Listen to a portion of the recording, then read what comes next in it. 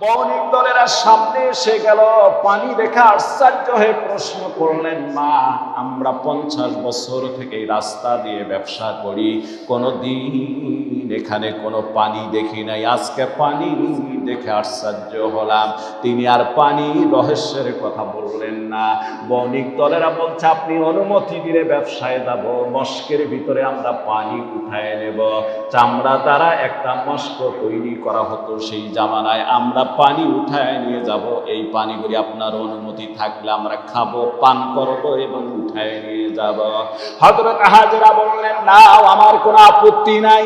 372 জন লোক ডাক দিয়ে বলছেন, হাজেরা আমাদের মন বলতেছে যদি এই পানি আমরা পান করি, আর আমরা যদি নেই গণবীর স্ত্রী, আপনি যদি আমাদের অনুমতিও দিলেন, কিন্তু আমরা খেয়াল করতেছি 372 জন লোক যদি এই পানিটা পান করি, পাশাপাশি আমাদের মস্কের ভিতরে নেই, আপনার চলাফেরা অসুবিধা হয়ে যাবে, পানি হয়তো শুকিয়ে যাবে, কমে যাবে, শেষ হয়ে যাবে। হযরতে হাজেরা ডাক দিয়ে বলে, বণিক দলের লোকেরা তোমাদের ধারণা নাই, তোমাদের হয়তো এই ব্যাপারে কোনো প্রকার তোমাদের ধারণা নাই। আমি যে পানিটা তোমাদের নিতে বলছি এগুলি হচ্ছে আল্লাহর এক কুদরতি পানি। যদি তোমরা 372 জন কেন তামাম পৃথিবীর লোকেরা এই পানি পান করে, এক চুল পরিমাণ পানিরও কমতি হবে না। জোরে বলুন সুবহানাল্লাহ। চিহ্ন রেখে দেয়া হলো, বললো তোমরা চিহ্ন দিয়ে দাও। চিহ্ন রেখে দিলে ওই লোকগুলি একটা রেখা তৈরি করে চিহ্ন রেখে দিয়ে তাদের মস্কের ভিতরে পানি নিয়ে ফেললো। এরপর তৃপ্তি সহকারে তারা ওই পানি পান করলো, 372 জন লোক।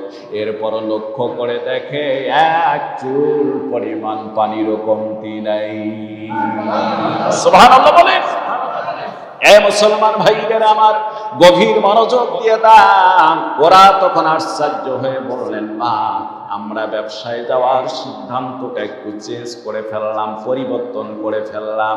আপনি যদি আমাদের অনুমতি দেন, আমরা এই জায়গায় আপনার জন্য ঘর নির্মাণ করে দেব। আমরা এই পানি মক্কার অনেক দূরে দূরে পৌঁছায় দিয়ে এবং এই পানির দ্বারা বাগান তৈরি করে করে এখানে ফল ফসলে আমরা পরিণত করব। হযরতে হাজেরা অনুমতি দিলে সেই ফসল ওই পানি দিয়ে তারা শুরু করে দিলেন, বিভিন্ন বাগান, বিভিন্ন ফসল। অল্প দিনের ভিতরে মক্কার প্রেক্ষাপট চেঞ্জ হওয়া শুরু হয়ে গেল। মুসলমান ভাইদের আমার, অনেক লম্বা কথা, এই পানির নাম হলো জমজম, কূপের পানি। সুবহানাল্লাহ। সুযোগ যদি হয় কখনো আবারও বাকি কথাগুলি আপনাদের মাঝে বলবো ইনশাআল্লাহ। বলুন ইনশাআল্লাহ। মুসলমান ভাইদের আমার, আমাদের সেই বাইতুল্লাহ যেন সবার যাওয়ার জন্য একটু মনে ইরাদা ইচ্ছা থাকে, খালিস নিয়ত করবেন। আপনার জীবনের সঞ্চয় থেকে কিছু সঞ্চয় ব্যক্তিগতভাবে করার চেষ্টা করবেন, যে এই টাকাটা জমাচ্ছি, আল্লাহ তুমি আমাকে এই টাকা দিয়ে বাইতুল্লাহ যাওয়ার তৌফিক দান করে দিও। আল্লাহই ব্যবস্থা করবেন ইনশাআল্লাহ, ঠিক কিনা বলেন? আল্লাহ ব্যবস্থা করবেন। আল্লাহ পাক আমাদেরকে কবুল করে নেব, বলুন আমিন।